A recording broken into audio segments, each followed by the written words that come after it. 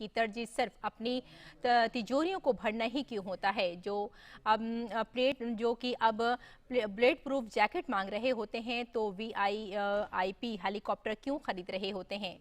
इस खबर के बाद पता चल गया है कि कहीं भी बदउनवानी है तो कांग्रेस पार्टी का तार है। बीजेपी तर्जुमान गौरव भाटिया ने गांधी कुनबे के करीबी रॉबर्ट वाड्रा के करीबी रहे संजय भंडारी पर 175 करोड़ रुपए हेलीकॉप्टर घपले का इल्जाम लगाया है। उन्होंने कहा कि रॉबर्ट वाड्रा के संजय भंडारी गहरे दोस्त हैं और इस सिलसिले में उन्होंने लंदन कोर्ट में मुकदमा भी दायर किया है।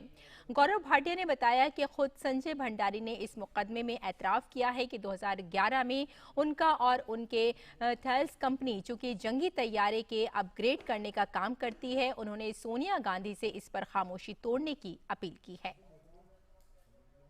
संजय भंडारी रॉबर्ट वाड्रा के बड़े घनिष्ठ मित्र हैं। लंदन में एक मुकदमा दायर करते हैं। इसमें इन्होंने खुद शपथ पत्र दे के स्वीकारा है कि 2011 में इनका और एक थेल्स कंपनी है, ये मुकदमा दायर होता है। तो ये वहां कहते हैं कि जो करार संजय भंडारी और थेल्स कंपनी में हुआ है उसमें करीब करीब 170 करोड़ रुपए की रिश्वत संजय भंडारी को मिलनी थी और जो तथ्य सामने आए हैं उसमें 75 करोड़ इन्हें मिल गए हैं यूपीए सरकार के समय में और करीब 90 से 95 करोड़ वो रिश्वत इन्हें नहीं मिली है।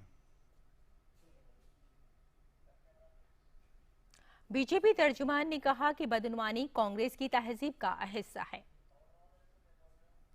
ये जो 75 करोड़ रुपए घूस दी गई संजय भंडारी को, ये कुछ कंपनियों का एक जाल बुना गया। जो कंपनियां मिडिल ईस्ट और दुबई में हैं, थेल्स पेमेंट करती है इन कंपनियों को और उसके बाद संजय भंडारी के कहने पे एक और शेल कंपनी को एक बड़ी किश्त इस रिश्वत की दी जाती है। आज देश ये सवाल पूछ रहा है, कांग्रेस अध्यक्षा सोनिया गांधी जी, आप इस पे अपनी चुप्पी तोड़िए। और उत्तर प्रदेश असेंबली इंतखाबात के पेश नजर रियासती कोर ग्रुप की मीटिंग दिल्ली में बीजेपी हेडक्वार्टर्स में शुरू हो गई है। इससे पहले वजीर आला योगी आदित्यनाथ, नायब वजीर आला केशव प्रसाद मौर्य, दिनेश शर्मा, रियासती सदर स्वतंत्र देव सिंह, रियासती तंजीम के general secretary Sunil Bansal Uttar Pradesh core group की मीटिंग के लिए बीजेपी हेडक्वार्टर पहुंचे। मरकजी वजीर दाखिला अमित शाह मीटिंग में हिस्सा ले रहे हैं, जबकि कौमी सदर जेपी नड्डा वीडियो कॉन्फ्रेंसिंग के जरिए मीटिंग में शामिल हो रहे हैं। इस मीटिंग में यूपी बीजेपी के इलेक्शन इंचार्ज धर्मेंद्र प्रधान भी मौजूद हैं। बीजेपी के जनरल सेक्रेटरी बीएल संतोष भी मीटिंग में मौजूद हैं। हमें पूरी उम्मीद है कि राष्ट्र हित में, for the sake of transparency and accountability, Sonia Gandhi ji, Rahul Gandhi and Priyanka Vadra Gandhi will respond to these questions, and if they decide not to respond to these questions, then it would be an admission by the Gandhi Parivar that not only did they provide political patronage to Sanjay Bhandari, but rather they were facilitating meetings between the company that was providing modernization and senior officials in the government during the Congress era. कहीं भी भ्रष्टाचार है तो Congress party का तार है और ये जो ब्रोकर कमीशन खोरी का कल्चर है, ये कांग्रेस पार्टी में ऐसी व्यवस्था बनी हुई थी कि वो रक्षा सौदों में भी कमीशन खोरी करते थे। भ्रष्टाचार यूपीए कांग्रेस सरकार में कूट कूट के भरा हुआ है। बीजेपी लीडर और उत्तर प्रदेश के नायब वजीर आला केशव प्रसाद मौर्य ने दिल्ली में बीजेपी कोर कमेटी की मीटिंग से कबल कहा कि बीजेपी 2022 के इंतखाबात में अपोजिशन को जवाब देगी।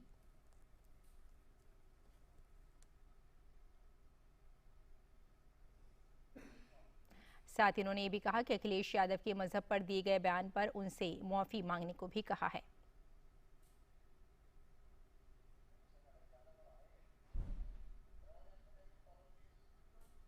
जनता के आशीर्वाद से, कार्यकर्ताओं के परिश्रम से 2022 के चुनाव में करारा जवाब देगी। फिर 300 से अधिक कमल खिलेगा, भाजपा की सरकार बनेगी, सपा बसपा कांग्रेस का सुपड़ा पूरी तरह से साफ होगा।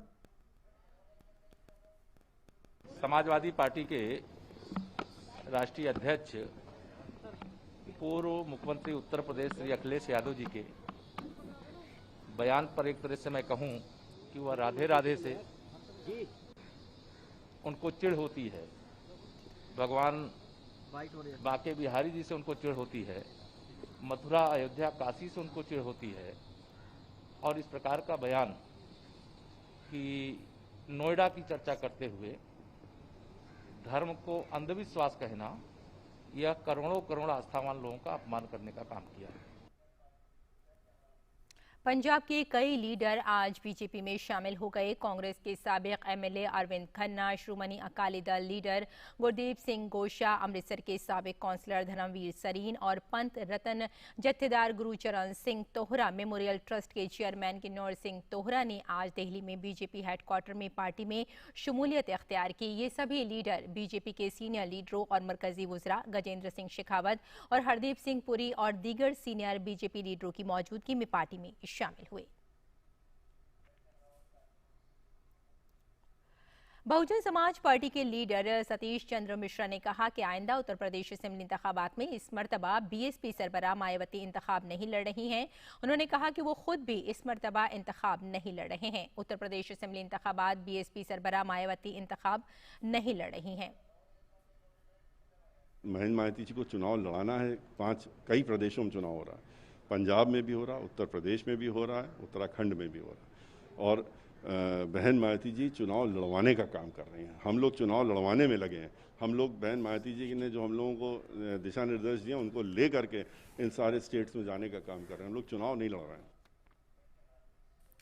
दिल्ली में कोरोना इन्फेक्शन के बढ़ते हुए मामलात के पेश नज़र दिल्ली डिजास्टर मैनेजमेंट अथॉरिटी ने अपने नए रहनुमा खतूत के तहत तमाम निजी दफातर को फिलहाल बंद करने का हुक्म दिया है। सिर्फ ज़रूरी खदमात के दफातर को खोलने की इजाज़त होगी। इस हुक्मनामे के बाद अब दिल्ली में प्राइवेट दफातर के मुलाजमीन घर से ही काम करेंगे। इसके साथ ही तमाम बार और रेस्टोरेंट्स को बंद रखने के अहकामात भी दिए गए हैं। रेस्टोरेंट्स में खाने पर पाबंदी होगी, ताहम पैकिंग में खाना ले जाने की इजाजत जारी रहेगी।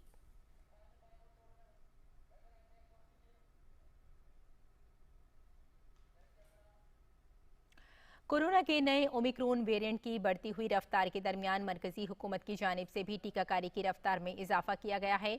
कोरोना के खिलाफ जंग में मौसर टीकाकारी मुहिम के तहत गुज़िश्ता रोज मुल्क में 92,07,000